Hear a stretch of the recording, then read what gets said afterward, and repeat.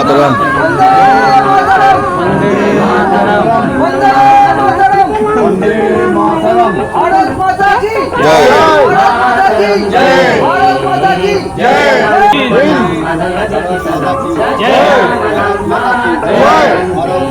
জয়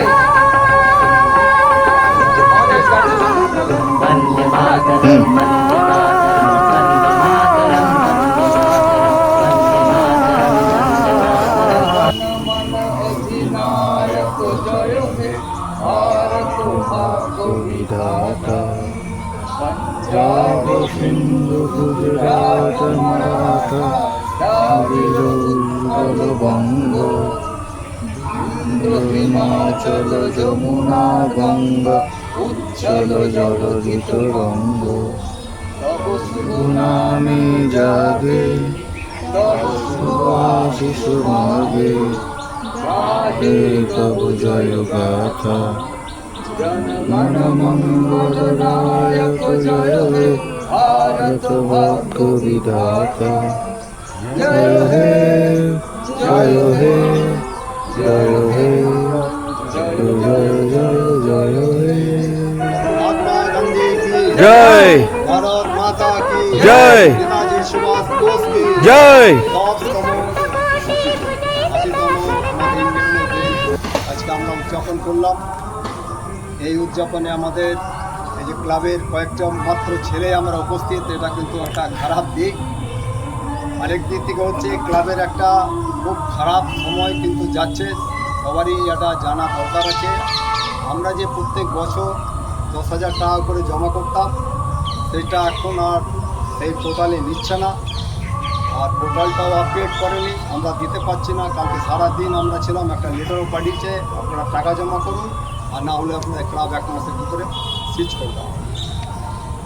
তো আমরা চেষ্টা করছি যে কী করে জমা করুন, বলছি জমা করুন, কিন্তু পোর্টালে নিচ্ছে না। আমি গেছিলাম টাকা পাঠান হ্যান্ড টু হ্যান্ড হবে না, ক্যাশ কি ইয়েতেই দিতে হবে, অনলাইন। ওই জন্য আমরা চেষ্টা করে যাচ্ছি, দেখা যাক কতটা কী করতে পারি। তো আমি ক্লাবের হয়ে বাচ্চাটাকে প্রচার করতে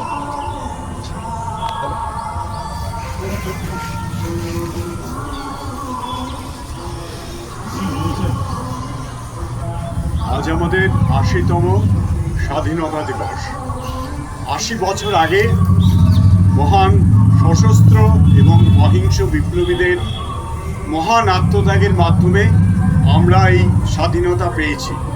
কিন্তু এই স্বাধীনতা সম্বন্ধে একজনের উক্তি খুবই আমার প্রাসঙ্গিক মনে হচ্ছে এ বিষয়ে। এ হচ্ছে দক্ষিণ আফ্রিকার নেলসন ম্যান্ডেলা।